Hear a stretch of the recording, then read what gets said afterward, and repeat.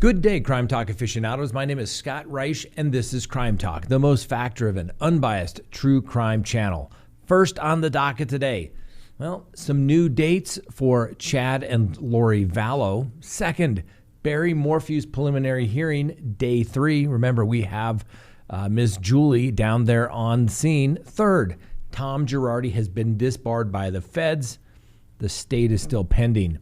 Next, a 17-year-old takes deputies on a chase.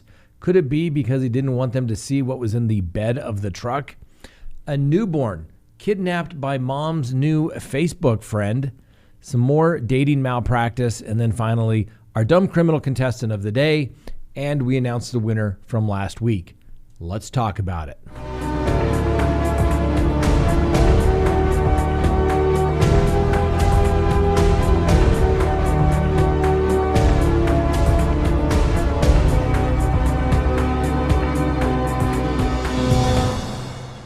Good day, Crime Talk aficionados. This is Crime Talk, and my name is Scott Reich. Thanks for watching. We have a great show for you today. Now, before we get started, if you haven't done so, please hit that subscribe button as well as that little bell so that you receive notifications of when we go live or put up new content. Now, normally every Tuesday night at 6 p.m. Mountain Time, we go live. We will have a lot to talk about because, well, the Barry Morphew preliminary hearing will supposedly have been completed by tomorrow night. So we'll have a lot to talk about.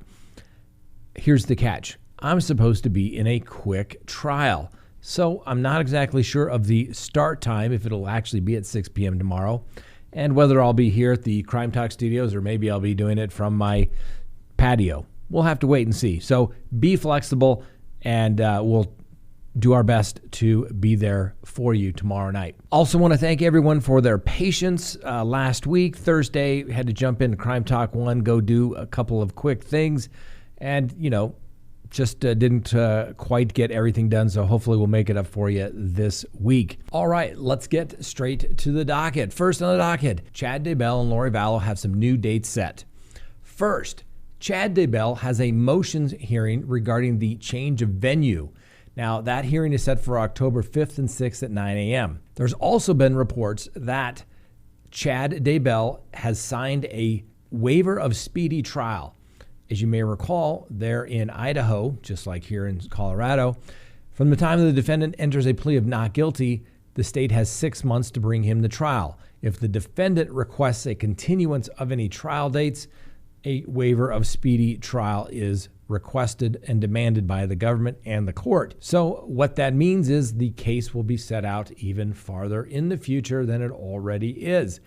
And guess what? This is what you get sometimes when you get a death penalty case. I know a lot of people want the death penalty in this case, but the reality of it is it slows this case down probably by another year. There's a status conference for Lori Vallow on August 30th at 3 p.m. This will be held by either phone or video. Now, new counsel, James Archibald, has been appointed, and he'll be making his first court appearance in the case. It'll be interesting to watch, if we get to watch or listen to the call, who is in control. My guess that it'll be Mr. Archibald, and I anticipate that Mr. Means will be taking a back seat. Now, this could be a status conference on the restoration of competency regarding Lori Vallow. I'm sure there's been some updates given to the court. Usually status reports have to be filed. They would be given to both the prosecution and the defense, and obviously the court. That may be what this is scheduled to set some dates in the future. We'll have to wait and see, because obviously we don't get a copy of those reports. All right, next on the docket, Barry Morphew preliminary hearing, day 3. Now, just like last time, we sent Julie down there to Chaffee County, depending on the part of the state in which you reside. That depends on how you pronounce it. Anyway, she is down there in the courtroom, and she has sent me copious notes throughout the hearing. So let's get to it. You are getting it as I am getting it as well. So first, Jonathan Grusing, Grusing, takes the stand, and he's there to talk about shooting chipmunks. Apparently, Barry doesn't ever say he was running around, and says in general terms around 85 chipmunks that he has shot. Then there was testimony regarding trash runs. The first is a bus stop in Broomfield. Apparently, Barry stated he pulled over to put the hotel address in his phone. When he pulled over, he admitted to throwing out junk, which is wrappers and cans. There's no video or pictures of him throwing anything out at the bus stop. Trash run number 2. This is the south side of the hotel. No picture or video of Barry throwing trash away here. Barry never said he threw trash out at this location. Now, Barry apparently walks across the lobby carrying boots and a blue garment. He also has a backpack on. The defense attorney, Drew Nielsen, asked if he was hiding something, he would have just put those in the backpack, correct? The officer apparently agreed. The boots, July 8th. I'm saying there was stuff in my truck. Old boots, threw away. Old clothes, all kinds of junk was thrown away. As it relates to McDonald's, he was thinking about going in, got some trash in his car, decided not to eat at McDonald's. He said the trash was just wrappers and bottles and junk that was in the car. On July 8th of 2020, Barry Morphew apparently told the police, said, there was a trash can. I just threw it out there. This is, trash run number 3. This is the first picture that the state has of Barry Morphew throwing trash out. It's at a gas station. He also washed the windows. Well, why? Because apparently there were bugs on the windshield. Barry said he threw things away. He says he's kind of a tightwad and he doesn't want to pay for trash pickup. He left work for Broomfield workers, where the men were there. That's why he wasn't there long. As it relates to the Men's Warehouse dumpster, that was kind of a big deal last time. Apparently, Barry Morphew's statement was that Barry says, not to my knowledge, when asked about taking something out to a dumpster, he could have been getting crap out of his truck and throwing in a trash can. But there were no photographs or video of him throwing anything away at the Men's Warehouse. Trash run number 5. After Barry went to the worksite, surveillance video of Barry throwing away a plastic tree pot. Dozens of cameras outside the hotel, and he planned to stay for at least 2 days. On cross-examination, Drew Nielsen asked, so basically you want us to believe that he drove evidence of a murder from rural Salida to Broomfield, where he was going to stay for 2 days. Now, apparently, Barry then makes a call to Suzanne at 11:20 a.m. He was in the car when he made this call. At 12:06, a call came in to Mallory. He said that he was also in the truck when he made this call. He entered the hotel at 12:42 p.m. He calls Cassidy from the car as well. And then call number 6 was from Martin Ritter. This was also made from the car at 5:45 p.m. Now, Nielsen asked the detective on cross-examination, is it possible he, referring to Barry Morphew, left the hotel and you didn't see it on surveillance? Officer or Deputy Grussing, G-R-U-S-I-N-G, said, yes, I've watched all of it. The camera shoots right at his door. If he's using the room door, I would have seen it. Then there was a lot of talk about the tranquilizer dart cap. A photo of what was found in the dryer was handed to the detective. Now, Nielsen pulls out a box of brand new darts. Now, Grussing says that these are the same as what's in the picture that he was just shown.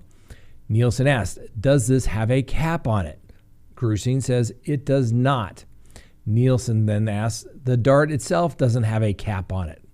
Grussing, not in that package, no. There was no photo of a needle that was inside a box of tranquilizers. You take it out, it has a cap on it. The needle is what is used to inject a dart with tranquilizer. A needle is not a tranquilizer dart. What was found in the dryer is not a tranquilizer dart cap. The one found in Barry's garage was empty. The darts don't come with any fluid in them. Nielsen then pulls out the darts owner's manual and flips to page 8, and it discusses loading and filling the syringe. You hold the device at a 45-degree angle, remain upright until ready to fire tranquilizer dart when it's shot out of a tranquilizer gun. Empty darts, but no tranquilizer chemicals found by investigators. Barry says, I don't recall having any left. Grusing asked Barry Morphew if tranquilizers could have been part of the work bench that he was cleaning off. Barry said he has no idea how the cap got into the dryer. The plastic cap was not found until May 19th of 2020. Nielsen asks the officer, "You can't say how many days it was in the dryer or how it got there." Nielsen also drove home the point that Barry Morphew was excluded from any DNA on the cap. No tranquilizer dart found inside the home or outside the home. Only empty vessels found inside the garage. And guess what? The tranquilizer gun was found in the garage. And when they found the gun, they tested the tranquilizer gun, and the officer had to agree that it didn't work. The next thing that was discussed were text messages going back to May 6th. Apparently, the "I'm done" text message, there's a screenshot of this text. The text was still existing on Barry Morphew's phone. Barry gave his phone to law enforcement. Time on the text is approximately 10:13 a.m. Now, Jean Ritter is a neighbor and a friend, and she was with Suzanne from 9 to 11 a.m. on May 6th. She was with Suzanne when Suzanne sent the message to Barry. Now, Jean says she was very energetic. This message makes it seem like she's done with the relationship, but then they went on a pizza date after this date. Now, Suzanne calls and texts Barry multiple times on May 7th and May 8th about dinner. Barry texts Suzanne, "Stop by if you can." Barry was building a beach. Suzanne texts Barry, "Just getting to the trail. You mind if it's 5:30 or so?" They then go to Moonlight Pizza. Barry goes to bed around 9 p.m. and Suzanne stays up on her laptop, apparently friending multiple men this night on Facebook. The next morning, there's the Tailwinds job site, then the 105 job site. This was at 8 and 9:30 a.m. At Tailwind. Suzanne is friend requesting men. Barry asks Suzanne if she wants to go on a hike. Suzanne apparently asks where. Numerous cordial texts and phone calls after the May 6th "I'm done" text. May 9th at 11 a.m., Barry finished at the job site. 11:11 a.m., Barry buys something at Poncha Springs Lumberyard at 11:27 a.m. Barry arrives home at 11:27 a.m. At 11:14, Suzanne changes her Facebook password. On that same day at 11:28, she messages Leibler on LinkedIn that he's coming home. Investigators don't know how Suzanne is tracking Barry. At 2:04 p.m., he's always gone somewhere. It never stops. 2:07 p.m., last communication on LinkedIn with Leibler. Barry's phone recording GPS data in the direction where the bike was hidden, according to investigators. And they say yes, but they are not confident. The police are not confident about the GPS placing Barry Morphew near where the bike was found. Nielsen on cross-examination. Could it be referred to as static drift? That has to do with the GPS signals. They brought in Jeff Lindsay, basically was asked, what is your theory of the missing 18 miles where Barry Morphew allegedly turned left instead of right on Highway 50 on May 10th? Well, agents met with Barry and they asked him which way he turned. Said right. Now, the police believe, as I understand it, that the helmet of Suzanne Morphew was found and it would have been on this route, and the helmet was dropped sometime in March of 2021. Now, Barry says he turned left and he said he saw an elk and wanted to follow it. I'm just reading you what their testimony is. Okay, Barry's phone was put in airplane mode on May 9th and May 10th. The officer was asked, is that enough time to dispose of a body? Grusing said yes. Nielsen objects. How can you determine any of this? About 6 hours on May 9th, nighttime through May 10th in the morning, the phone is in airplane mode and not moving from the residence. Similar time frame on May 8th, the Barry's phone went into airplane mode. A pinpoint diagram that was handed to Grusings tells Barry about the cell phone ping diagram map. Apparently, he was asked, your phone is moving around. Were you looking for her? Barry said, I shoot chipmunks. When I'm home, I go around and shoot them. He shoots the chipmunks with a .22 caliber, and apparently the tranquilizer is also a .22 caliber as well. There's some more testimony regarding trash runs. Does Mr. Morphew say exactly what he throws out? Gruesing, no, he does not. At McDonald's, he pushed the garbage down with his arm. Investigators say there may be more than one trip to the trash can at McDonald's. They also state that they can't tell that it's a container of tranquilizer medication. Barry says he shoots deer with the tranquilizer gun from the garage in the breezeway, the east side of the house where Suzanne was laying out when she sent a picture to Libeler. Barry says he last shot the tranquilizer gun in late April 2020. He states he shoots a deer to get the horns and the antler. Is it possible Barry was tracking Suzanne? According to Grussing, yes, it is possible. And Barry texted Suzanne at 11 a.m. on May 9th that he was coming home and that the texts were deleted. Grussing agreed, yes, they were. At the Moonlight Pizza, Barry talked about moving to Arizona. Suzanne sends a real estate listing in Salida to Barry on May 9th. There was some more talk about the tranquilizer gun and the needle sheath. Now, Barry says, see, I think this makes me look bad. No wonder people in Chaffee County hate me. This makes me look bad. The state then called up Derek Graham. He's an agent with CBI. He's been with the CBI for 2 years, but he's been with the Colorado Springs Police Department for 34 years. He works in their homicide disappearances, and he was called in this case on May 14th. That's when they talked about the bike helmet that was found off of Highway 50 between County Road 225 and 226. They believe that this was Suzanne's bike helmet because there was emergency contact information inside. No real damage to the helmet, just a couple of minor scratches, and it was approximately 0.5 miles west of 225. Now, the 2015 white Range Rover found inside the garage in the house on Puma Path. They took photos, and the passenger seat of the vehicle was taken. 2 bottles of hot tub chemicals were found in there. They were empty. The Camelback was on the seat, similar to the one Suzanne wore in her biking selfies. A purse with her ID was in the car as well.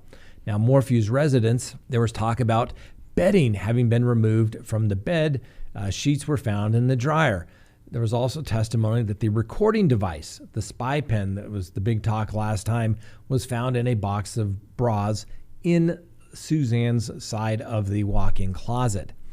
There was a search of the laundry room. Clothing in the dryer was found, sheets in the dryer, a cap for the syringe for a dart that were also found in the safe in the garage. Now, on cross-examination, Iris Itan asked Graham the following questions and provided the following information.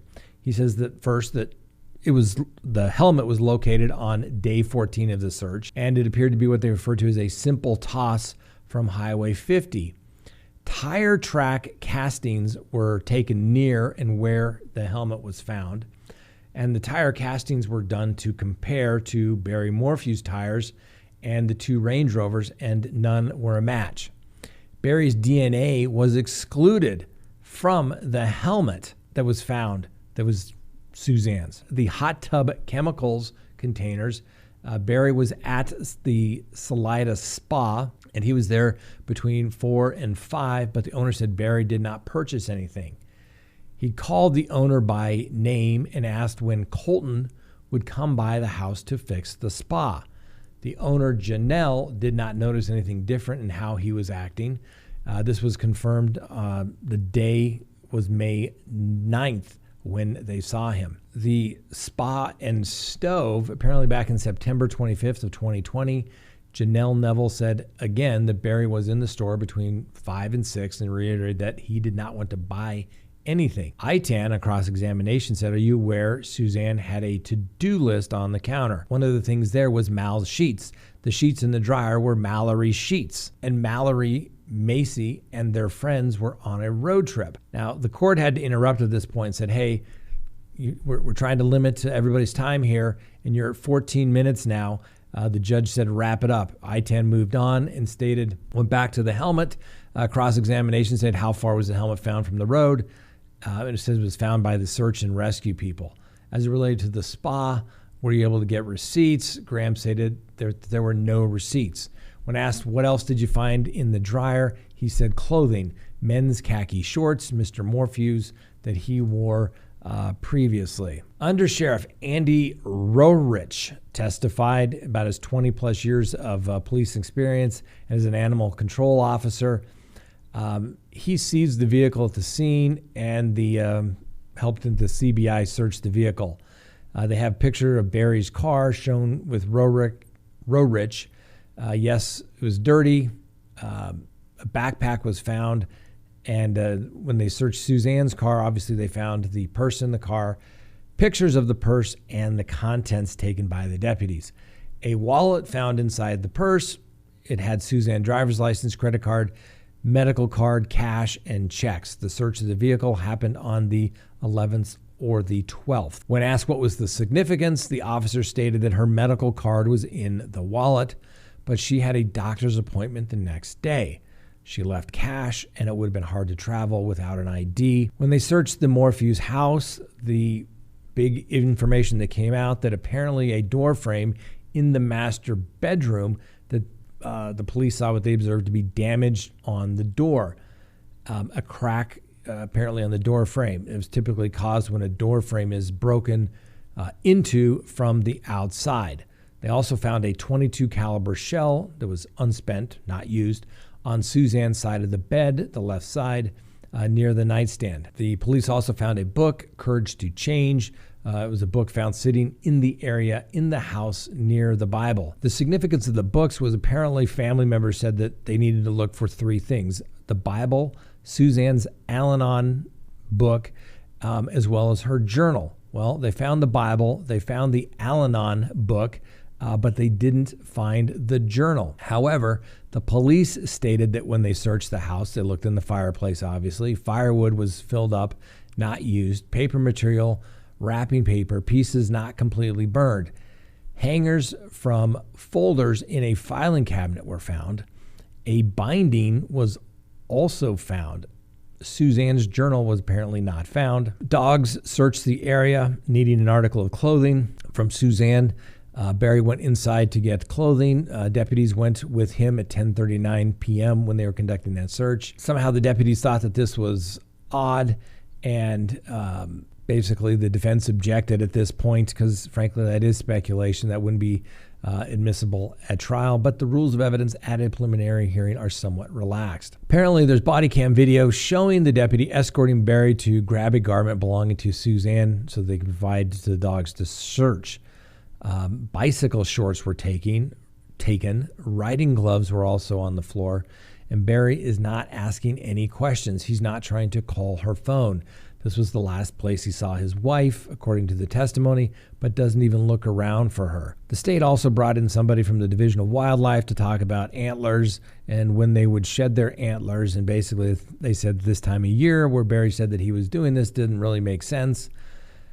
But you know, if that's what they're hanging their hat on, it may be a little more difficult. Clearly, what's kind of coming together here for the prosecution is that they're trying to show that Barry answers don't make sense, and the whole issue as it relates to the journal. Perhaps I didn't go into it as thoroughly as I should have, but apparently they found what they believed to be a journal that was burned in the fireplace. Suzanne's journal was not found, but ultimately they can't say it was hers, but it was in fact what they believed to be missing. They didn't find any antlers in the house, which I guess would seem to contradict Barry Morphew, that he was taking these antlers from animals that he would put to sleep. Now, I've always said this: if a defendant's going to get convicted, it's probably going to be his own words that got him convicted. And clearly, this is why police officers want people to talk, so that they can go back through and nitpick and basically see if you're lying or contradicting yourself in anything that you say. Also, early on at the court proceedings, there was pictures taken of Barry Morphew's hands. Apparently, there were several cuts, different stages of healing. On the upper left arm, there appeared to be what the officer stated were fingernail injuries, 3 abrasions parallel to one another. that will ultimately be a question for a jury to decide. I don't think the officers are experts to say that those were in fact fingernail scrapes. And when you have somebody that does landscaping for a living, you would kind of expect them to have, well, scrapes and rough hands. There was also some testimony regarding the bike when it was found. Basically, the handlebars were turned 180 degrees around. They brought in a bicycle mechanic. He was apparently quite experienced, and who serviced Suzanne's bike 3 times. The bike was had brand new tires put on back in May 7th. It was the Santa Cruz Julian bike. The bike was found with the handlebars twisted 180 degrees. I guess this is referred as ghost riding. Apparently, the cable wraps around the stem, and someone's pushing the bike instead of riding it. He noted he didn't see damage on the bike that came from a fall or a crash, and he said the handlebars twisted and pulled the cable away from the barrel adjuster, causing the brakes to drag, but no further questions. Susan I-10 then got back up. There was a question regarding following Barry in regards to getting clothing for Suzanne, and she made it a point that he was following direction of law enforcement. He's asked to get a plastic bag. He gets it. They leave. May 10th evening, the bike is found. According to I-10, then Barry was emotional when he arrived. Isn't that true, Officer Rorich? And Rorich said, no, I disagree. Not good. A photograph was sent to Liebler in a distinctive bikini. Now, during the search of the house, apparently this bikini was found with other bathing suits in the master closet. This is the bathing suit that she was apparently taking a photograph of, laying out, send it to Liebler when Barry was apparently in the house. Nobody bothered to check to see if there was any tears, rips, or blood or anything like that. Apparently it was never done. So that's a quick recap of the morning. Sorry to just kind of read you those notes, but I wanted to give you as much information as you can, because let's face it, you're not going to get that in a news report or even little tweets that people are sending out. So hopefully you find it informative. If not, hopefully you skipped over it. One more thing I want to add is that the officer spoke with the homeowners that previously owned the house before Barry and Suzanne Morphew, and they said that the damage to the door frame at the master bedroom wasn't there when they resided there. So we'll see. Little pieces coming together. Still no body. Still no place of the crime. Still no method of the crime. And no confession or anything along those lines directly relating Barry Morphew to the death of Suzanne Morphew. At this point, very circumstantial. Understand we still have a day and a half left to go. We'll bring you any breaking news, and we'll do it tomorrow night as well when we go live for our Tuesday night show. Let me know in the comments, do you think the case so far is overwhelming, or do you think it's a weak circumstantial case? Either way, let me know in the comments below. Next on the docket, Tom Girardi has officially been disbarred by the federal courts in California. Now let me explain what takes place. The disbarment in California itself is still pending, but most attorneys are licensed in a state. Well, they have to be licensed in a state. But then if you are a member of the bar, say the district court, the United States District Court in the state in which you reside or you seek to be admitted in, you're a member of that bar as well. And you can be kicked out of the bar, disbarred from the federal courts as well as the state courts.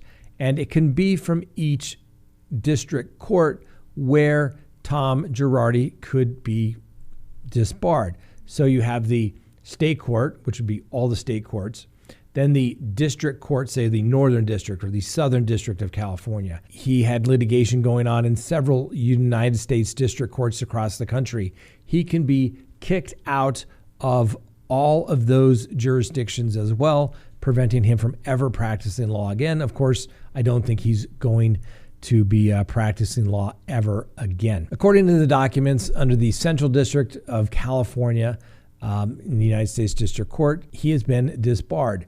He did not, Tom Girardi did not contest the decision. And then what that means is the 82-year-old's federal disbarment basically is over.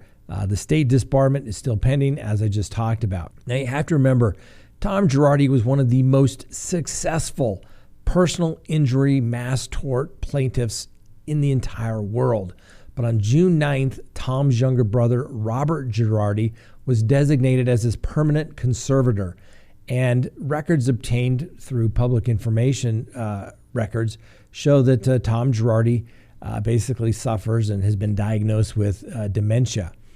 This goes back to a mental assessment that was done back in February 28th, which was done at the request of the brother in regards to the petition to become his conservator. Robert had been named the temporary conservator, but now he is the permanent conservator. Now, his wife, Erica Girardi, who is some 30 years his junior, but yet married for some 20 years with him, had noticed that basically he was not well and that he was kind of losing it. And obviously, as people get older, you just see people, they don't have it. They aren't as sharp as they used to be, and they forget things. We've all seen it before. And it sounds like that's what was going on with Tom Girardi. It doesn't excuse him allegedly taking money from his clients and using it to spend it on frivolous things like his wife's singing and acting career and perhaps extramarital affairs and gifts.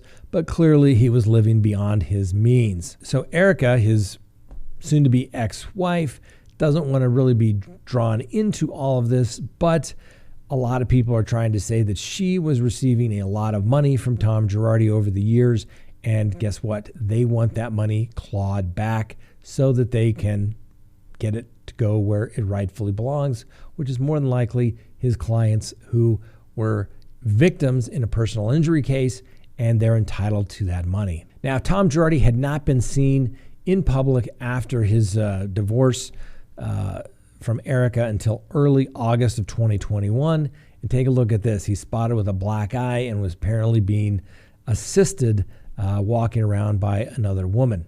So he does not look good. And I'm telling you, I have seen Tom Girardi speak over the years at various conferences, and he was always quite impressive. He started out trying cases, doing a lot of criminal cases over the years. And then obviously he became a personal injury attorney and made a lot of money. We're talking like billions of dollars over the years for his clients. And it's such a shame to see what was once such a great attorney, well, go out not being so great. Next on the docket, a 17-year-old Florida boy led deputies on a high-speed chase. Could it be that he didn't want the police to see the alleged murder victim's body in the truck bed? Well, let's talk about it. So, South Florida, a 911 call comes in, reported basically that there was a shooting taking place, and the accomplice were trying to drag the victim's body into a canal in the Palm Beach County area. Deputies responded to the area. But before they could arrive, the 911 caller told dispatchers that the gunman and his helper had changed tactics, and they were loading the body into a gray Ford F-150 pickup truck. The suspects fled the location, but the deputy spotted the truck with a body part visible in the bed. The police gave chase, at some point traveling some 50 miles on Interstate 95. I'm surprised they could go there. Every time I've been on Interstate 95, it's always been completely stopped. Anyway, speeds reached as high as 100 miles an hour. At some point, the truck exited onto the Martin Highway, briefly driving off the roadway, and where a Martin County deputy executed a pit maneuver and brought the vehicle to a stop. Inside the truck, the deputies found a 17-year-old boy behind the wheel, a female passenger. The boy was arrested on felony fleeing and eluding charges. Obviously, they're still investigating the murder because they don't really know who the man was. Those charges are probably forthcoming. The woman was also taken into custody while the investigation is ongoing. Wow, 17 years old, possible murder suspect, eluding. I would say he is in for a life of crime and more than likely a lifetime in prison. Next on the docket, take a listen to this. A newborn girl was kidnapped by her mother's new Facebook friend. That's right. A man and a woman in Massachusetts have been arrested for kidnapping, get this, a 4-day-old baby girl Saturday morning. The mother reported that she'd met this individual on Facebook and they had been in frequent communication. Cassidy Cuevas, 19, picked her up and the baby up Saturday morning for some coffee about 9:30. They stopped at a gas station, according to the mother, and Cuevas drove off with the baby when the mother went into the store. Police later found Cuevas' car about a half hour later nearby, but there were no signs that the infant was inside the car. The police received information that Cuevas may be with 23-year-old Daquan Jefferson, and they began looking for both of them. About noon that day, the police were called to a Subway restaurant where a man allegedly left a newborn with an uninvolved citizen. The child was, in fact, the missing baby who was reunited with the mother. The police also learned that Cuevas and Jefferson were at a nearby Wendy's restaurant and took them into custody. Cuevas and Jefferson had been charged with kidnapping and reckless endangerment of a child. Be careful, ladies and gentlemen. Be careful. Now, next on the docket, that's right, more dating malpractice. What kind of dating malpractice could this possibly be? Well, when somebody that you meet online and you go on a date with them, lures you in, rapes you, tortures you, and then, that's right, basically lets you go. So a Long Island man was indicted this week after he was charged that he had raped and tortured a woman he met for a date. Yosef Kalon, he's 55, and he was arrested on Thursday in the indictment, which took place in January. The indictment says that the victim met Kalon at his home and consented to be bound for a sexual encounter. Once the woman was bound, however, Kalon struck her multiple times and then forcibly sexually assaulted her, according to the indictment. According to the indictment, the defendant allegedly brutalized the woman in his home and forced the victim to perform various sexual acts. Now, Kalon has been charged with rape in the first degree and aggravated sexual abuse.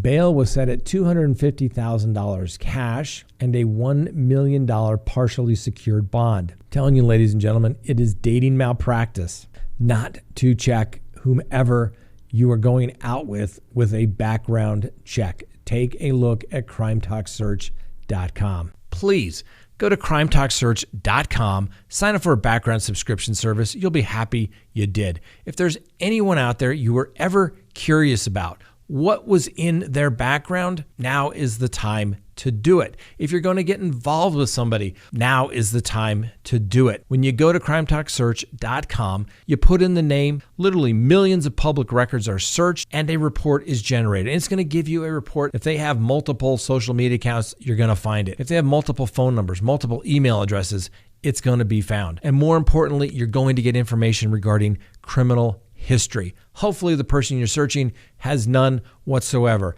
But if it's there, it's going to be found. You're going to get everything you'd want to know, whether you're going into business or whether you're going into a personal relationship. You're going to be able to find out the information you want to know. So go to CrimeTalkSearch.com, sign up today. You'll be happy you did. Next on the docket, our dumb criminal contestant of the day.